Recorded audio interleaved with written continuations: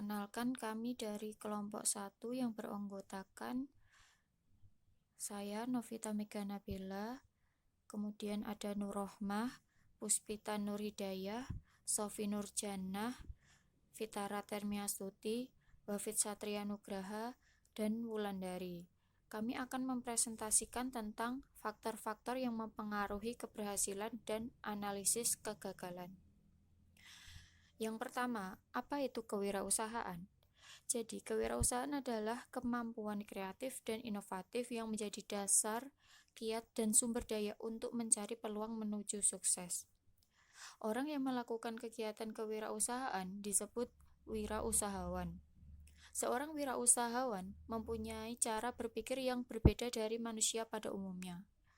Mereka mempunyai motivasi, panggilan jiwa, persepsi, dan emosi yang sangat terkait dengan nilai-nilai, sikap, dan perilaku sebagai manusia unggul. Perkenalkan, saya Nur Rohmah, NIM R021968.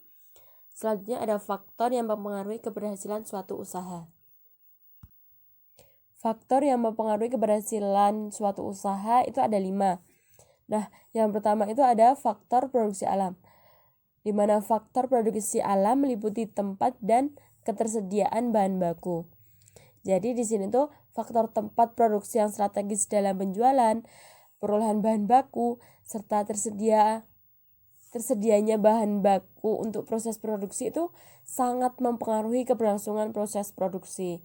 Jadi berhasil atau enggaknya proses produksi itu dilihat dari faktor tempat dan ketersediaan bahan baku. Yang kedua ada faktor produksi manusia. Faktor-faktor manusia yang mempengaruhi keberhasilan suatu usaha itu antara lain, yang pertama ada skill dan keterampilan. Ini dilihat dari pekerja ya. Jadi pekerja itu melakukan satu pekerjaan itu sesuai atau enggak sama skill atau keterampilan yang dimilikinya. Yang kedua ada pengetahuan dan wawasan yang luas yang dimiliki oleh pekerja dan pengusaha. Yang ketiga, kegigihan serta sikap pantang menyerah yang dimiliki oleh pengusaha dalam mengambil resiko. Kalau dari pekerja ya gigih dalam bekerja gitu. Nah, yang keempat ada ketersediaan tenaga kerja yang terampil dan disiplin dalam melakukan suatu usaha atau pekerjaan yang dijalani. Saya Puspita Nur Hidayah, NIM R02197074.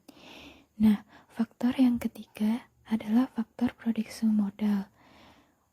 Nah, ini ada 3, yaitu modal yang banyak, pengelolaan modal, lalu ada untung dan tidak defisit. Yang pertama, modal yang banyak. Nah, modal yang banyak ini diperlukan untuk perputaran roda usaha. Sebagian dana atau modal tersebut dipergunakan perusahaan untuk membeli barang-barang yang termasuk kelompok aktiva tetap ataupun kebutuhan lainnya. Kemudian ada pengelolaan modal. Nah, modal sebanyak-banyaknya apapun itu tidak akan memajukan usaha secara maksimal tanpa adanya pengelolaan modal atau manajemen yang baik. Modal yang dimiliki pun juga akan cepat habis dan usaha tidak mengalami kemajuan. Lalu ada untung dan tidak defisit. Suatu usaha dikatakan berhasil jika sudah meraih keuntungan. Jika saja tahun ini perusahaan mengalami defisit, maka perusahaan tidak akan memiliki cukup modal untuk melakukan produksi di tahun ke depannya.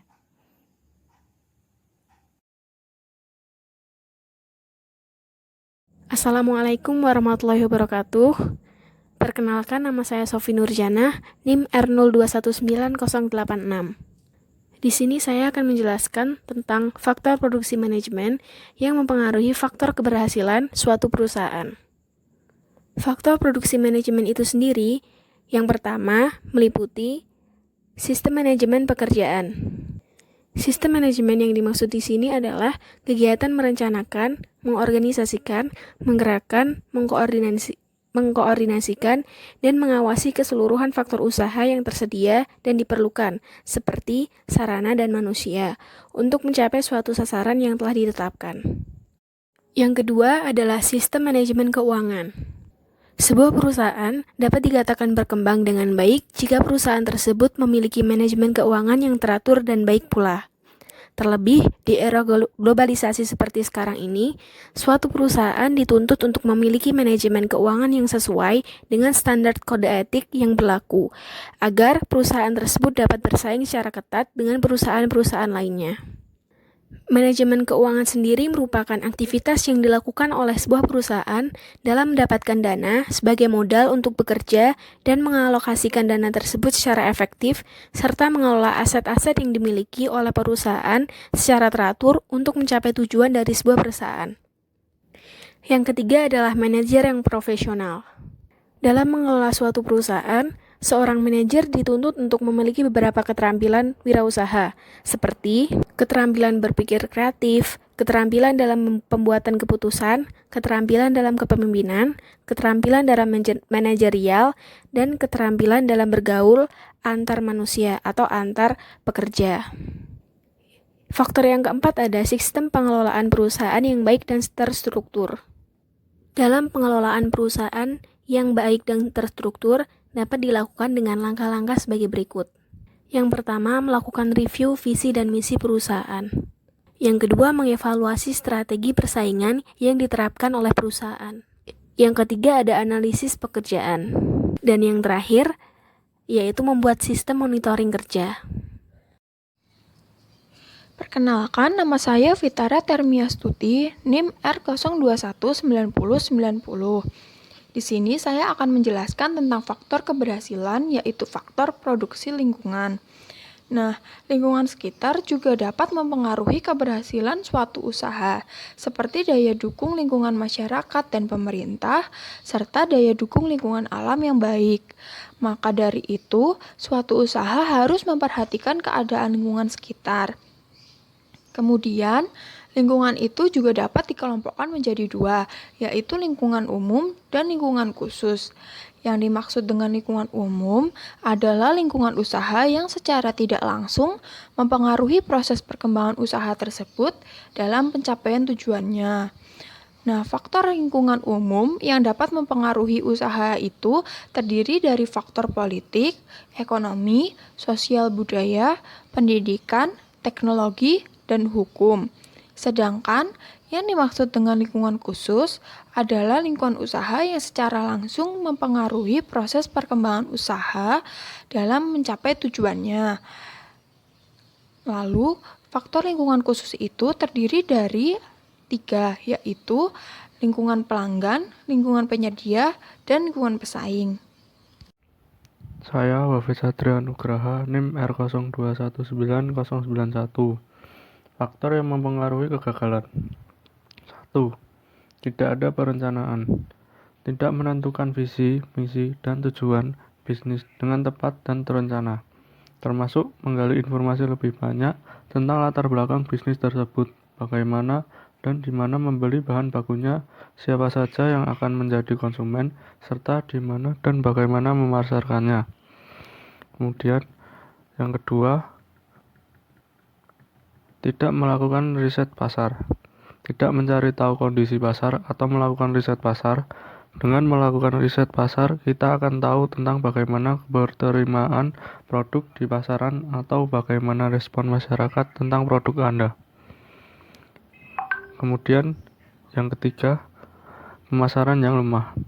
Di awal usaha, banyak orang yang memproduksi banyak produk agar segera mendapat keuntungan berlipat.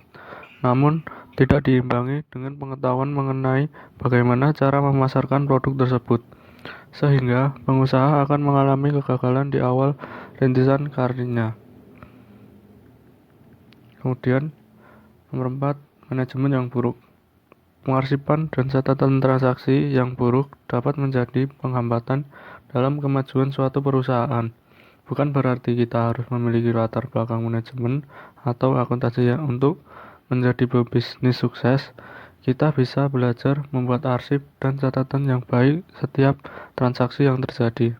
Tak ada salahnya juga bila Anda membuat catatan rinci seputar tahapan apa saja yang sudah dilakukan. Dengan pencatatan yang baik, kita bisa mengevaluasi apakah bisnis yang sudah berjalan semakin dekat dengan keuntungan berlipat atau justru ancaman jurang kebangkrutan. Yang kelima, pegawai tak terkendali. Tak salah memang bila membayangkan bisnis yang akan Anda geluti mempekerjakan banyak pegawai. Tapi apakah Anda betul membutuhkan pegawai di saat bisnis baru berjalan? Banyak pengusaha sukses yang memulai usahanya dengan menjalankan sendiri bisnisnya. Mereka baru merekrut pegawai ketika bisnis sudah berkembang. Jangan buru-buru merekrut pegawai bila belum membutuhkannya. Yang keenam, tidak dapat merespon feedback dengan baik. Ketika masyarakat sudah mulai menggunakan produk tertentunya, ada feedback yang didapatkan. Feedback tersebut bisa berupa komentar, saran, dan bahkan kritik yang bisa saja membangun atau malah menjatuhkan produk tersebut. Dari feedback ini, harusnya Anda dapat mengambil pelajaran tentang pengembangan produk seperti apa yang diinginkan masyarakat, sehingga kedepannya produk Anda semakin diterima masyarakat. Namun jika Anda tidak merespon feedback ini dengan baik, maka produk tersebut akan ditinggalkan oleh pembeli. Saya Wulandari, NIM R021992. Kesimpulannya, dalam berwirausaha pasti terdapat keberhasilan atau kegagalan. Dengan mengetahui secara mendetail tentang faktor-faktor keberhasilan maupun kegagalan, para wirausahawan dapat mengantisipasi terjadinya kegagalan dan dapat meraih keberhasilan. Faktor keberhasilan dan kegagalan juga penting dipelajari untuk merencanakan suatu kegiatan kewirausahaan yang baru saja akan dimulai. Sekian presentasi dari kelompok kami. Terima kasih atas perhatiannya. Apabila ada salahnya mohon maaf. Wassalamualaikum warahmatullahi wabarakatuh.